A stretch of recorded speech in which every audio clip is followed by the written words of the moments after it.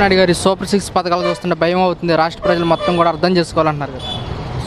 భయం వేస్తుందా? వచ్చేటప్పుడు ఇప్పుడు నేను ఉన్నానా, ఓ డ్యూటీకి వెళ్తున్నాను, ఆ పని అంతా భయం అయినప్పుడు నేను ఎందుకు ఆ పనికి వెళ్ళాలి? ఇంకా చిన్న పని ఎదుర్కొంటా. కళాసరుకు మాస్టర్ని ఒక్కో వాటిలో 40 కిలోలకు బజ్జీ పిండి కలపాలి, ఒక్కో వాటిలో 5 కిలోలే కలపాలి. ఇప్పుడు నేను వెళ్ళే కాడ 30-40 కిలోలు కలుపుతా. నా దగ్గర దమ్ము ధైర్యం ఉండమంటే నేను ఆ పనికి వెళ్తాను, లేకపోతే 5 కిలోల కాడికి వెళ్తా. 5 కిలోలు బజ్జీ పిండి కలిపే కాడికి వెళ్తా. ఎందుకు అంత నాకు అంత బాధ తెలవదా? మనం పనికి వెళ్ళేటప్పుడు ఈ పని ఇలాంటిది, ఈ పని చేయగలను చేయలేనని నాకు తెలవద్దా? అంటే ప్రజలను మోసం చేయటం, ఇదంతా దగా చేయటం, నయవంచన, ఇది కక్ష సాధింపు తప్ప నుంచి వాళ్ళు చేసింది ఏమీ లేదు. ఇలా రూపాయి వెళ్ళలేదు, రూపాయి వెళ్ళి పలానా చేశానమని చెప్పానండి. దేవుళ్ళు కూడా వాడేసుకుంటున్నారు మహానుభావులు. ఆ వెంకన్న బాబు మాత్రం జాగ్రత్తగా చూస్తారు. వెంకన్న బాబుతో పెట్టుకున్నారు, ఎవరో పెట్టుకోకూడదు వెంకన్న బాబుతో.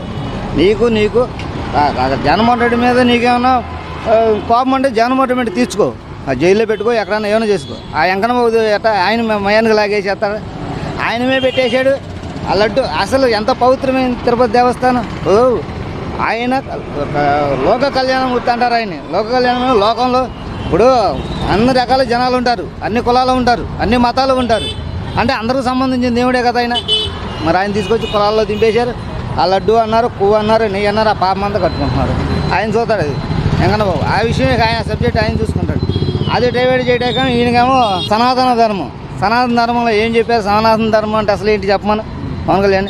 సనాతన ధర్మం అంటే భార్యకి నీకు మనస్పార్థాలు వచ్చినా మళ్ళీ భార్యని ఎట్టగొట్ట ఒకటయ్యి మనం దగ్గర తీసుకున్నదే సనాతన ధర్మం చెప్పింది. ఎక్కువ మాట్లాడితే దాడులు చేస్తున్నారు. అది